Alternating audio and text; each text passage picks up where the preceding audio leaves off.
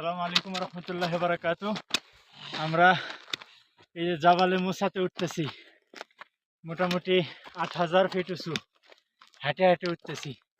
এই পাহাড়ে মুসা আলাইহিস সালাম ৪০ দিন ছিলেন। ওই যে কোরআনে যেটা বর্ণনা আছে, আল্লাহ তাআলা দেখেছিলেন।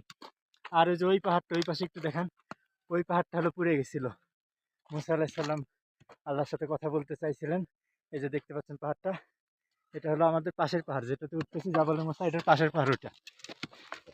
সেখানে আপনার কি বলে, মুসা আলাইহিস সালাম যখন আল্লাহর সাথে কথা বলতে চাইলেন, আল্লাহ তাআলা তার নূরের তাজাল্লি দিলেন, তখন এই পাহাড়টা পুড়ে গেল।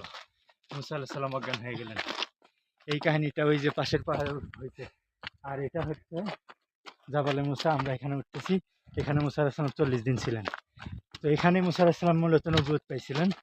তো সব কিছু মিলে একসময় এটা ভাবনা ছিল, আমাদের কল্পনা ছিল কোনোদিন যেতে পারবো কিনা, কিন্তু আলহামদুলিল্লাহ সেই কল্পনাকে আল্লাহ তাআলা আজকে বাস্তবে রূপ দিলেন। যদিও আজকে পথে অনেক বাধা ছিল, আসতে পারবো কি পারবো না একামার জন্য, তো আলহামদুলিল্লাহ আল্লাহর প্রতি দৃঢ় নিয়ত করেছিলাম আল্লাহ ইনশাল্লাহ পৌঁছাবেন। তো শেষ পর্যন্ত পৌঁছাইছেন আলহামদুলিল্লাহ। তো এই আর কি। আসসালামু আলাইকুম রহমতুল্লাহ।